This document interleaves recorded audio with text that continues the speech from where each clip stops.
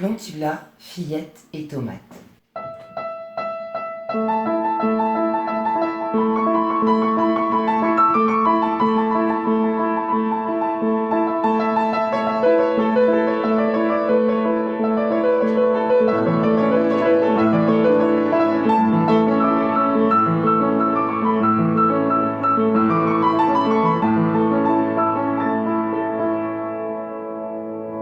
Avec les beaux jours, les enfants et leurs magiciennes ont planté plein de graines. De fleurs essentiellement, mais aussi de basilic, de radis, de tomates et un petit fraisier. Tout poussait gentiment malgré la grêle et le froid matinal. Vint enfin le soleil qui, cette année-là, avait tant tardé. Les plantes prenaient de la force. Au tout début de l'été, cependant, restait une plantule, toute frêle, toute petite, au milieu de ses grandes sœurs, certaines donnaient même les premières tomates. Elle rouspétait, se désespérait. Elle avait germé comme les autres, devenant de semis une plantule avec de petites feuilles, mais elle s'arrêtait là, à végéter. Ces toutes petites racines pourtant prenaient bien l'eau et les sels minéraux. Alors, toutes les nuits et tous les jours, elle regardait la pleine lune ou le soleil ardent, leur demandant de l'aide.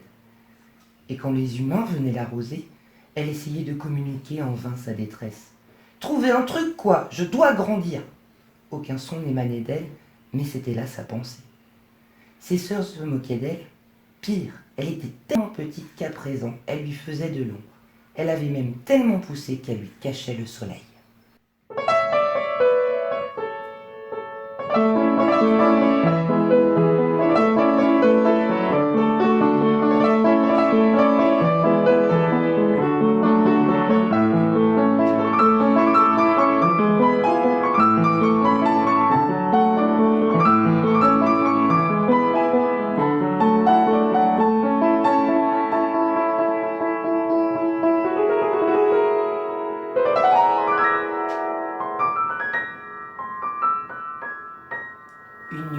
Une nuit sans lune mais très étoilée, apparut quelque chose dans le vaste ciel.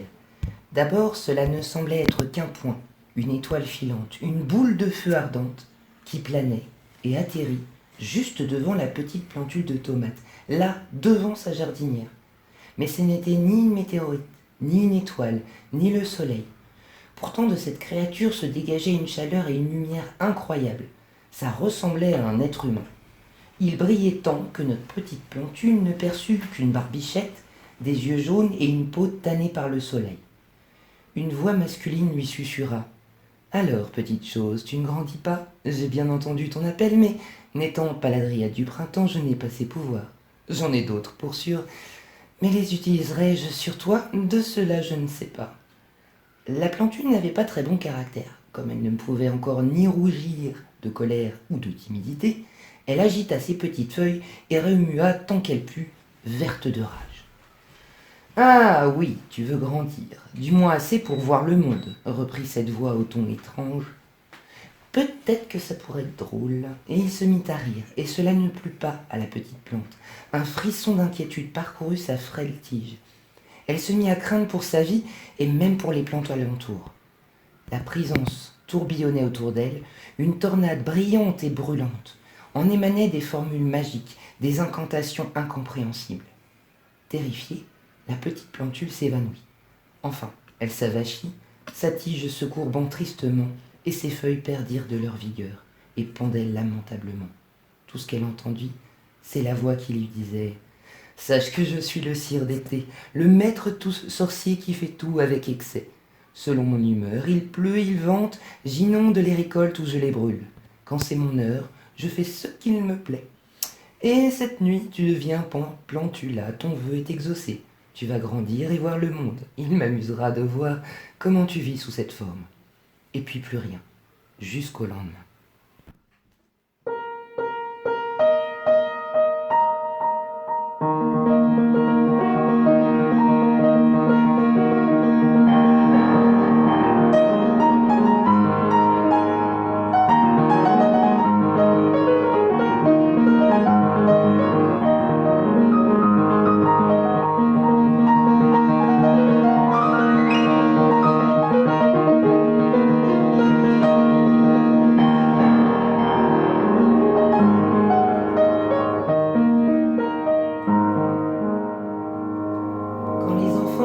sortirent de l'école et déboulèrent dans leur salle, il y eut un brusque temps mort, un arrêt, un silence total.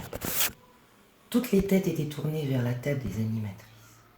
Quelle ne fut pas leur surprise de découvrir, accroupie sous la table, une petite fille. Mais quelle étrange fillette! Sa peau pâle tirait légèrement vers le vert satiné, sa chevelure ébouriffée avait la couleur de la salade verte, mais surtout, elle n'avait aucun vêtement. Un sentiment de gêne s'installa. Aussitôt, la magicienne fendit le groupe, sortit de l'armoire toute proche, serviette de bain et vêtements. Elle déplia la serviette, s'agenouilla devant l'enfant et l'emmitoufla dedans. Lui prenant la main, elle l'aida alors à sortir de sous la table. On leur expliqua que la fillette, qui avait l'air d'avoir à peine 4 ans, allait s'habiller et qu'on allait vérifier quelques petites choses. Dès qu'elles quittèrent la salle, que la porte claqua sur leurs talons, un brouhaha formidable éclata. Laborieusement, leur seconde animatrice réussit à les faire s'asseoir, à sortir leur goûter, mais les questions fusaient.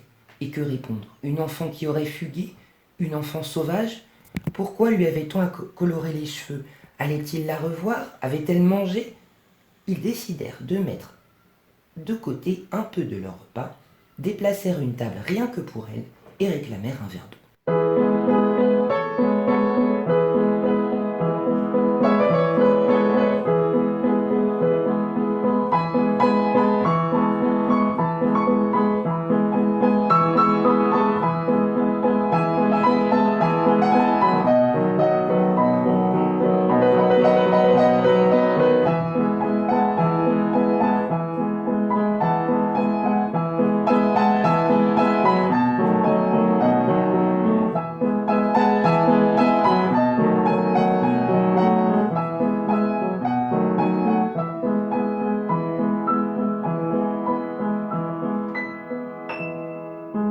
Quand enfin elles revinrent, les enfants n'avaient toujours pas goûté et refusaient même de faire leurs devoirs. Il y avait bien plus important ce jour-là que les devoirs. La magicienne présenta Plantula aux enfants et leur raconta ce qu'il était arrivé à cette créature mi-fillette, mi-plante la nuit précédente. Léon, sitôt l'explication donnée, fit une grimace d'intense réflexion, ce qui fit rire tout le monde. Plantula, elle, mangeait et semblait apprécier les mets qu'on lui avait servis, même si, de temps en temps, l'autre animatrice lui ouvrait et retirait les emballages afin qu'elle ne les mange pas. Après tout, c'était une fillette depuis peu. Allait-elle d'ailleurs même digérer ce repas? Léon leva la main tout en fixant Plantula. On pourrait la ramener chez nous, chacun notre tour. Comme ça, elle reste pas toute seule. On peut pas l'emmener à la maison, comme on ramène Bubule le poisson pendant les vacances, rétorqua Emma. Léon eut l'air peiné qu'on balaye son idée si vite. Je sais, on va appeler le Simorgue, il nous trouvera une solution, ajouta Charlotte. Il faudrait pour ça qu'on sache où il est, déclara Julien. Comme la dernière fois, on dort, on pense fort à lui et hop. Mais le soleil, il est vraiment méchant, pleurnicha Léa. Disons que le sire d'été est un puissant sorcier et qu'il n'est pas digne de confiance, interrompt la magicienne. C'est à Plantula de décider de ce qu'elle veut, rétorqua Jeanne. C'est pas à nous de dire pour elle. Plantula s'arrêta de manger, et pour la première fois, elle s'exprima devant tout le monde. Je voudrais, dit-elle hésitante, je voudrais rester avec vous, un peu, et puis je voudrais aussi redevenir Plantule pour me reposer, je crois que la nourriture humaine n'est pas... Elle devint verte et rôta bruyamment. Sa voix était enrouée, cassée, comme quelqu'un qui vient de se réveiller, oubliant d'enlever le chat qui dormait dans sa gorge.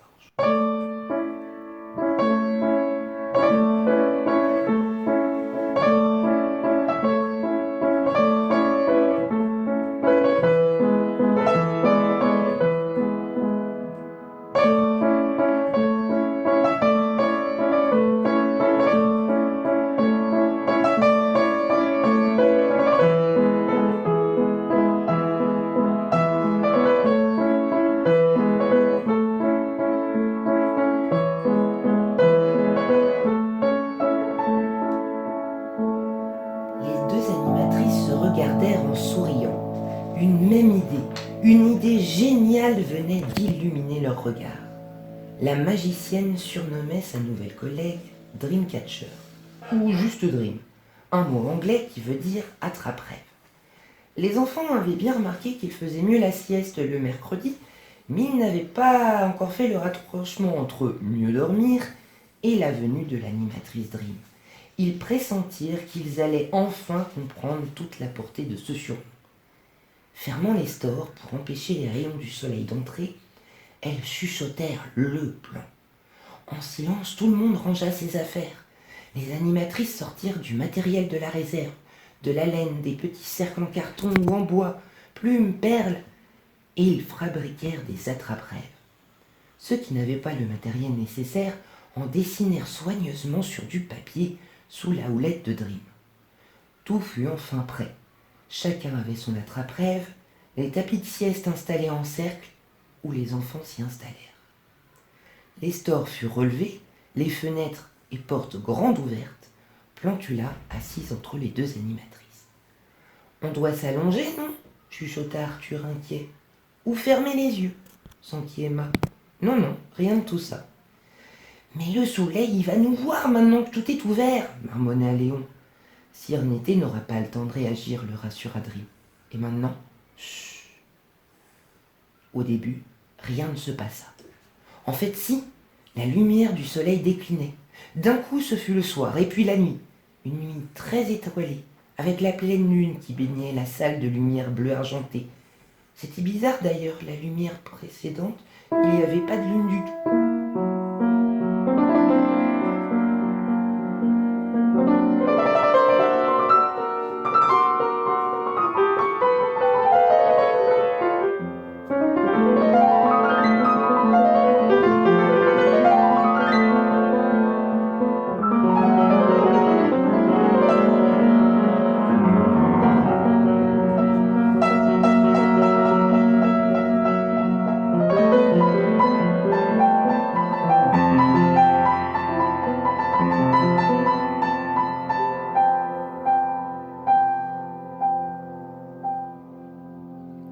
Tous voyaient les lèvres de Dream bouger, mais aucun son.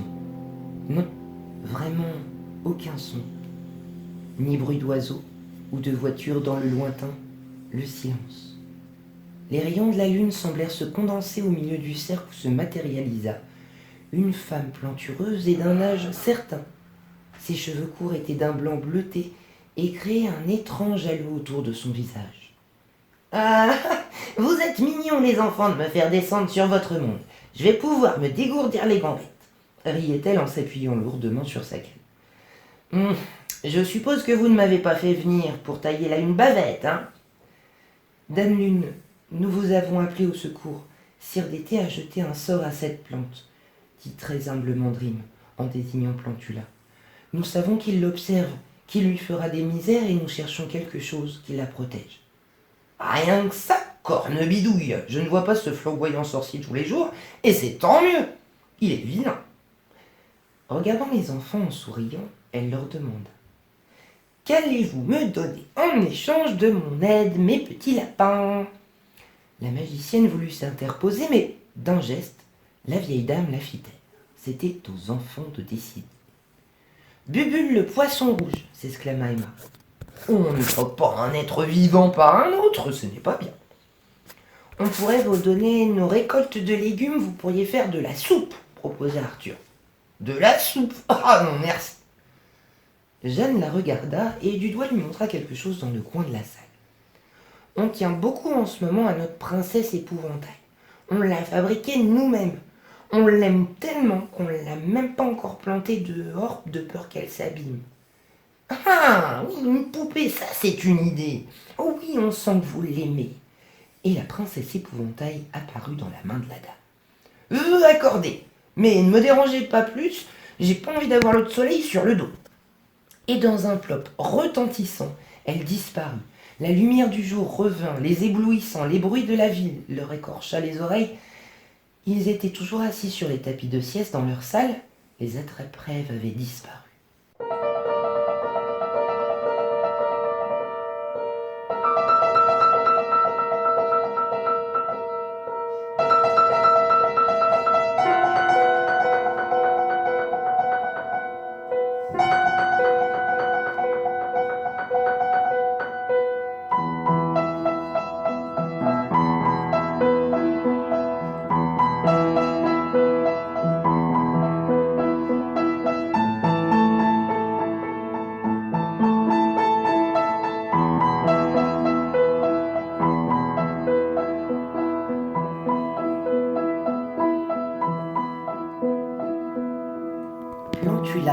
allait être petite fille le jour et plante la nuit. À cet effet, on lui installa un pot plein de bonne terre, de terreau, d'engrais, un nid douillet en somme. Rien ni personne ne pourrait l'embêter par un vilain sort. Quant à savoir comment elle allait vivre sa vie de petite fille et ce qu'elle allait découvrir du monde, à vous de laisser libre cours à votre imagination.